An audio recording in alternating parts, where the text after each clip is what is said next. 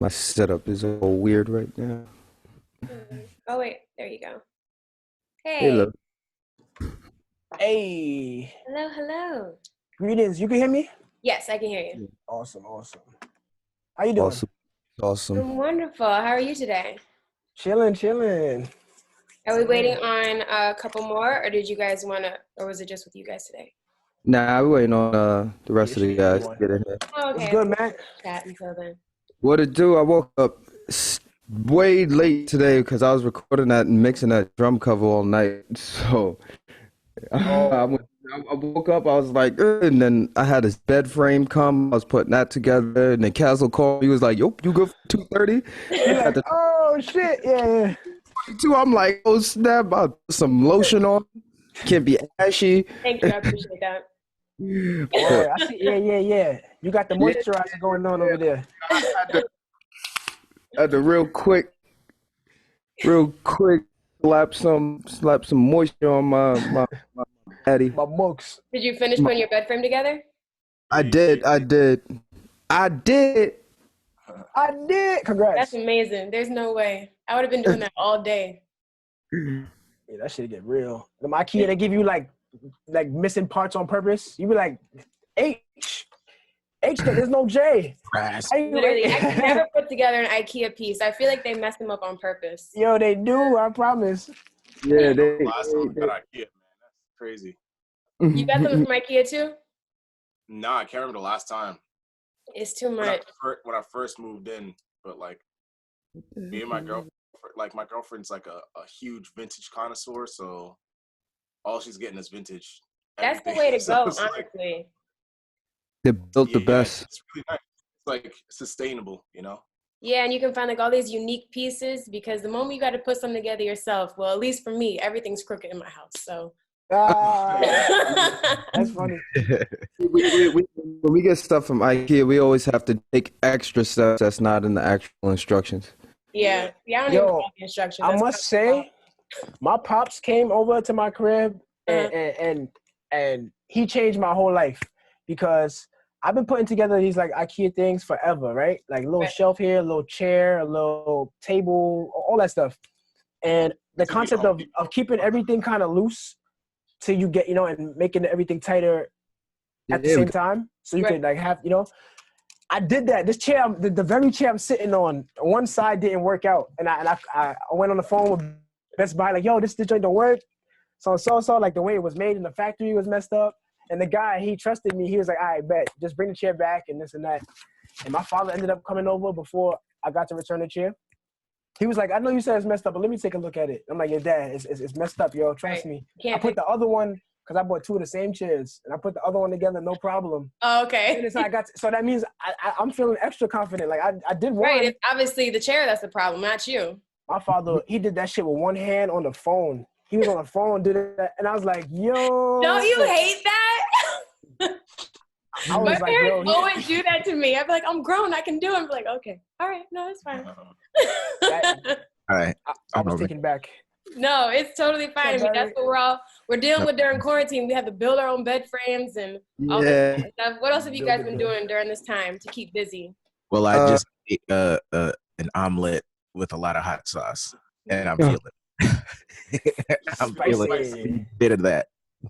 Yeah, we've been cooking, making a butt ton of content, honestly. Like I just been having so many ideas for videos and drum videos and setting up streams and all this other stuff, diving into the research of that.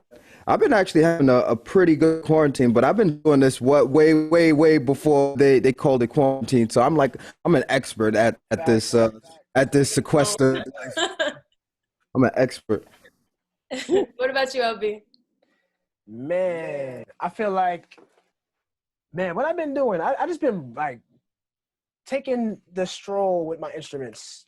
Like whatever a long walk on the beach would be with a person, I've been doing that with an instrument. So like guitar, sometimes I'll have like I'll be in my kitchen, roll a little spliff at like 4 in the morning. Well, I roll a spliff at every hour in the morning, but I roll a spliff, take the guitar in the kitchen and just like get to strumming and just, there's some songs that I've been writing over a long period of time, like months and months and months and months. So I'm just taking my time, putting chords together and finding things out with that. Yeah. I've also been hooking up my fire pit. I've learned how to chop wood. Yeah, I he be, has. I've seen it. Amen. yeah. See me in action. I'm a wood chopper, Matt. Yeah, we're gonna need to see some examples of that. I was not expecting to hear that at all. Especially in Yeah, New he's York, good. like where do you even find space to chop wood? In my backyard, Okay. like there was a tree that died because of like termites and stuff. So like a couple years back, they cut it down, and we just had all the like stumps like just put off to the side. Me and my mom built a fire pit probably a little later that year after they cut down the tree, and then now we just started utilizing the axe and the fire pit in like a good way. Put the TV outside, play some Mario Party outside, and like have the fire going. It's lit. Everybody needs to be quarantined at your house. It sounds like you got like the whole setup. Shit. But it's good. I especially feel like during this time for creatives, it's a really fun time to really just explore all your other, modes of creativity. I saw, was it Barry was drawing all these like characters. Have you always been an artist in terms of drawing? Obviously, you play the bass too, but. Yeah. Oh yeah, I've been drawing since I can remember. And then the characters pretty much are just little miniature versions of us. And then I mainly like to do portraits though, like painting portraits. But I've gotten into the digital wave over the past 2 years, so just doing promotional art with the band and participating in the last album cover was like some of my first steps into showing publicly, like, yeah, look, I do art. And yeah. Super dope. I saw some of the characters that you put up. I was like, oh, are they about to put out like a comic book or something? Like, what's going on here? Weird. Soon. So since you guys are all in different places right now, what does even rehearsal look like for you guys? What you looking at? Yeah, exactly. Much. Is that hard though? Because there's kind of like a lag. No, I honestly, we don't rehearse like that. We don't rehearse like with all of our instruments being like 1, 2, 3, 4. And the problem that everyone's been having is that like anytime you ever on a phone signal or wireless, you're gonna have a delay. So that can't happen. But thankfully, we've been touring so much recently that we didn't really have to rehearse in person so much day to day anyway. So a lot of our rehearsal process now is people can individually do a lot of that part. And then when we come together, we figure it out. Yeah. There's there's nothing to rehearse for. Right. That's also true. Yeah. So, but I gotta say I miss rehearsal. Like I miss like coming together and playing music in person. Yeah. Yeah. Indeed. Like I was thinking internet, today. like hey, like I got this Dropbox that I started like for this other project, and like now we're all just like, all right, like let's just send ideas through this Dropbox, So If it wasn't for collaboration. If it wasn't for Asian Rent's Dropbox right now, bro, we would be we would be in a different position. Even like 2 o'clock this morning, I sent Asia some stuff through Dropbox. It was so seamless and instant. Dropbox has been our best friend during these last couple weeks. Yeah, I feel like we've always played around with file sharing. Like we've done a lot of DIY projects through file sharing, but this time period especially has made it very much important. Like it's a lifeline of what we do. Training for this the whole time, you didn't even know it. Yeah. That's extra crazy. I thought there would never be a time that we wouldn't be able to just jam. Yeah. Like we'd be at Matt's house on the casual, just like, all right, this is what we have to do today. So like, obviously we'd like fuck around and jam first, and then like, all right, let's get to business. And then after we get to business and do what we have to do, we would jam again. And now I'm like, where's my dogs? Oh, we miss y'all. Wow. Yeah. So, but you guys have known each other since middle school, pretty much. So, Asian and Barry have known just each other able since to, birth. Go freely because of the distance, because you know each other so well. What was that? Because you guys have known each other for so long, since I think it's middle school, you guys have stayed in contact. have things just been able to progress naturally because you were already so used to into your groove? Yeah, I Yeah. mean, we've been performing for 10 years, 11 years, The right? next 11 years? month would make it 12. So, Wow. just, and Congratulations. us being teenagers and like still learning about just like in that learning phase of everything, we kind of, it just kind of like became our life. So Yeah. it's like second nature to us. This is like what we eat, breathe, we sleep it. And Yeah. it's been, so like something like this is just like a new chapter, like something we never saw, but it's a new chapter in our journey of Phony People, and we're still going. And I don't see a stop anytime soon. Actually, I wanted to ask you guys about your name too, Phony People, because you guys are like the realest band out there. So is your name meant to be like ironic, or where did you even come up with that? Exactamundo. I must say, I was speaking about that earlier today too. The Phony People, it means so many things, but one of the first things that it meant was don't judge a book by its cover. And like you said we're the realest. We didn't say it, but you said it. I did But say we say we're the phoniest. So obviously you didn't judge a book by its cover. So if you just take that concept and apply it everywhere through life and just not take the associations with something that someone put there, you put the association yourself instead of taking on someone else's definition of something. So that's what Phony People is. And then there's also symphony, symphonic, like you get to the technical musical things. Polyphony is polyphony, and then monophony. Cacophony is like a fucking uncomfortable, stress that's coming from noise, like disorganized noise that's chaos. So like we could do that too. We can make the symphonies Also- and we could do the cacophonies. And yes. also you got the Pho PHONY PPL, Pho New York People. Hey, look at the gal.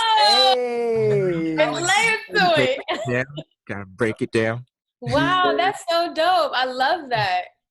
You guys, honestly, I'm a new fan of yours. I'm gonna be quite honest, and if you see any spike in your spins online, that's from me because I have been nonstop listening to Yesterday's Tomorrow and Mosaic. It's so dope. I think with just the name, the meaning behind your name, having all these layers, your sound itself has so many layers. Like I hear like bits of like, it feels like surf rock, and then I feel like I hear like Mandre with that like funk sound and the jazz.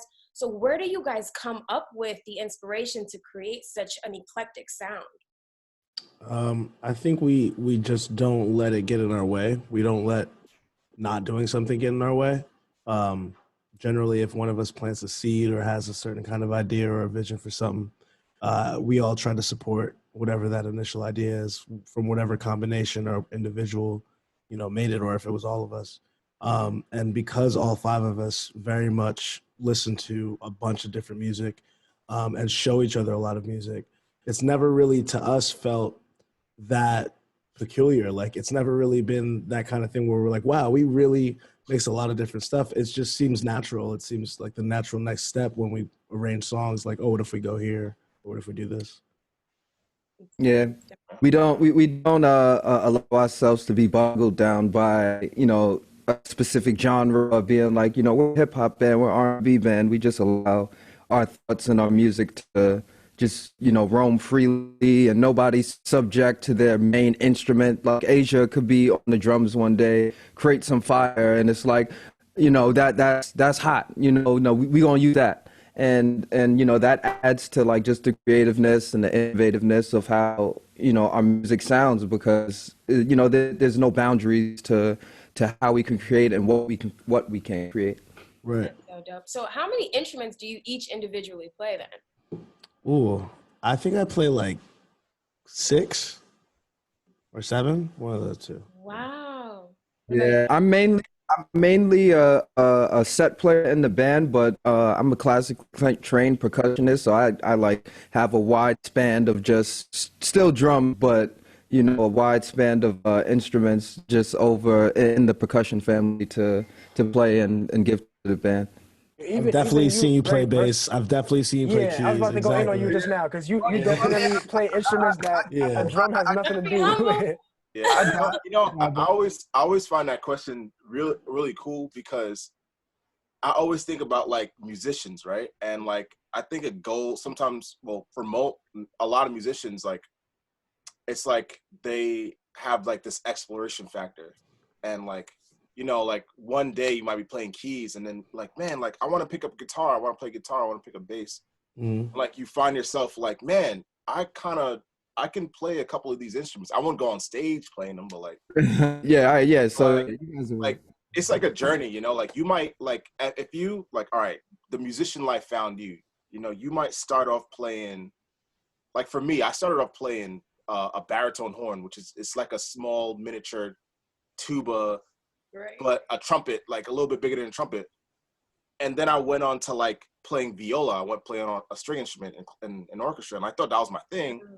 And in between all that, I was playing piano, and then I became a pianist. Like, but I didn't. It's like I didn't ask for it. I didn't ask for like the piano line, but like Called you. it called me. Like just being a musician, you never know. Like LB could be playing djembe in some West African band in 10 years. Like you just never know. You ain't never lie. Yeah. You never know. I could really see that, honestly. Yeah. I must say too, because You might be a Adria, professional hand clapper. Type. that's wow. That's whistler or something. That's crazy. Whistler, Like, right? yeah, yo, show them the technique. You dope. Elijah, do it again. Ham boning. See? Yeah. Oh, you know. Oh, I'll take a boning. class. So it's like for me personally, myself and Adria got to witness each other's transformation. You know what I'm saying? I wouldn't quite say from caterpillar to butterfly, but just from this to that. You know what I mean? Yeah. And like he said, when we met, he was auditioning for the junior high school we were in on baritone horn, and I was auditioning on electric bass.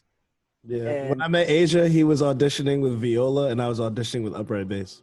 Yeah. High school. one thing led to another, and then there were certain songs our band teacher, Mr. Land, in junior high school, who I actually recently got in contact with the other day.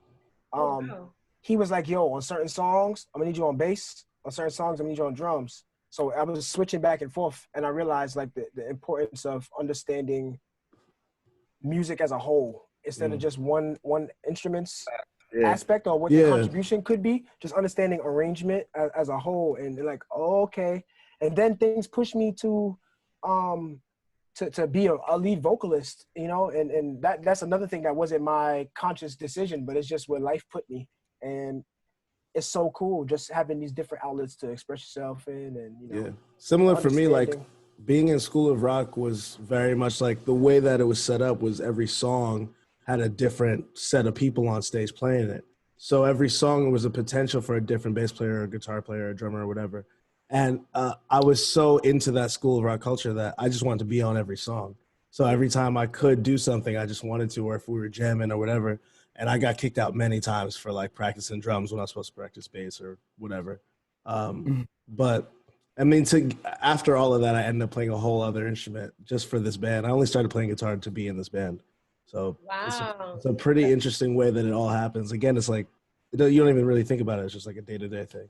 Yeah, like Elijah and I were playing, similar for me when I too. was playing viola, Elijah was playing double bass in orchestra. Yep. Wow.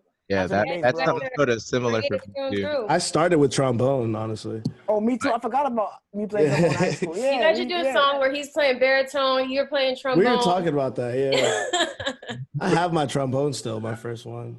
That would be so fun. So in terms of going back to your process with the writing, LB, because I was listening to some of your lyrics and you have songs about like relationships, and then even the Everything I Love, talking about the Black experience. So where do you really draw your inspiration from when it comes to writing? It's not rooted in one thing, and that's one of the things about Phony People that's amazing to me, because we can't even define ourselves because we're just open. And what a big inspiration that I see consistently through the years is human interaction. And just, even this conversation, like we could talk about one thing and, we could end up talking about skincare, and that could lead to this and that. So just anything that you feel comfortable, like, skincare could go to like, we could talk about the fruits that you're eating or the fruits that you're juicing in your thing. And we could have this whole 3-hour elaborate conversation about that.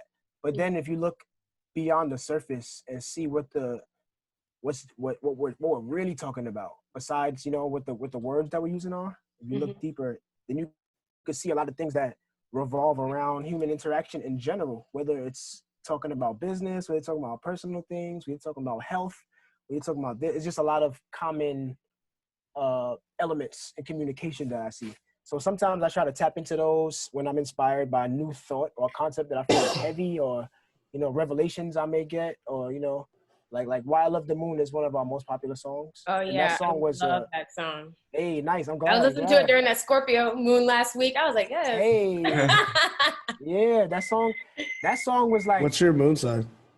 My moon sign Libra. Oh wow. What's your But I'm sun an sign? Aries sun, so I'm Oh, conflicted. so are Asia and Barry. Hey, gang, gang, gang. That song I think specifically LB's a was, Libra moon too, actually. shit, you got my paperwork. LB is a Libra moon. That's true. You guys are both Libra moons. Wait, what about you? I'm a Aries moon, actually. Oh, okay. I'm a Pisces sun and a Leo rising. Yeah.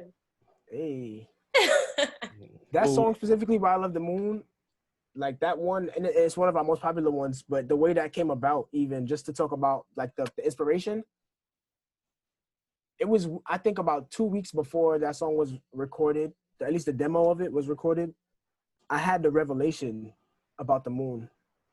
I had something hit me about the moon, and I was, you know, not saying, oh, as soon as I get to a microphone, I'm gonna like spill this or put this in a song, but I was like, no, in time, this revelation will translate itself into words or lyrics.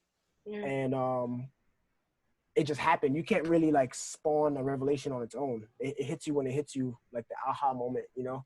So when that happened, trying to turn that revelation into a song and give people what I got out of that revelation in a song was one of the inspirations of that. So that's like beyond human interaction, just like, wow, interaction. Look at where we exist. You know what I'm saying? Like, and how can you put that in a song? So there's so many things that inspire me from on that level, you know, the metaphysical level. All right, you guys, we are running out of time. I do want to talk about Effing Around. We've been playing it on WDKX for the last few weeks. We've got a lot of great responses from it. Since I've been listening to your albums, I don't really see a lot of features with different artists. So what made you guys choose Megan Thee Stallion? Meg was chosen because when we put in the song, when we were in Philly creating the song with Ivan Barrios, early July, no, January of last year, LB had 3 verses to the song, and we all sat down, had the round table, and was like, man, it would be really cool to have a different perspective on the song, like not, you know, another male, but, you know, let's try to see what a female would have to say on this topic. And we went back and forth between amongst ourselves and you know, a couple of close friends, and we were in a meeting with our A&R, Salim. And Salim, we were talking about the same topic, and Salim was like, yeah, how about I get Meg on this? How about I try that? And we were like, yeah, it's not a bad idea. Like, we all heard Meg rap, and we all was like, you know, she could pen like a very like amazing verse. Like she's no chump in the booth. So we were like, word, let's go for it. And he took the track, he got it to her and was like, you know, you might not be into this, like just listen to it with open ears and just let me know what you think. And you know, she dug it and she jumped on it. And you know, it's been a Tiny Desk and a you know, Billboard charting song later. Speaking of Tiny Desk, are we ever gonna get that version of the Megan Thee Stallion that you guys did? I never understand that, like, because it's like, it's funny because it's only, I feel like it only happened because it came out before the record came out. But it's like, we never anticipated that so many people would directly want the audio of that performance. That's so good. Like, we were just, we did 3 rehearsals, and I think Meg was fully part of the last one, which was like a day before that. So it was a very, like, we didn't, you know, we rehearsed it, but we didn't really know what it was gonna be like until we did it. So there's no way. I got a solution. I think because people have been saying like, yo, let me get this. Like, is it ever coming out? As if there's no access to it. So my solution, right? I know if you on Safari and you go on YouTube and you push that power button, the music's gonna stop. But if you got the YouTube app or YouTube Red, and you just go to the video YouTube and Music. just Keep going. turn the phone off and put it in your pocket, it's gonna be with you. So you know, I'm gonna go just to the bro, YouTube app and put that. We joint need in it your for the pocket. station, though. I'm saying we need it on I hear you. air. for I'm the gonna rip it for you. station. I'm gonna rip it for you personally. This is Okay. real audio. Let's just Come on, let's rip it. ask people at Tiny Desk. YouTube the MP3, baby. I got you.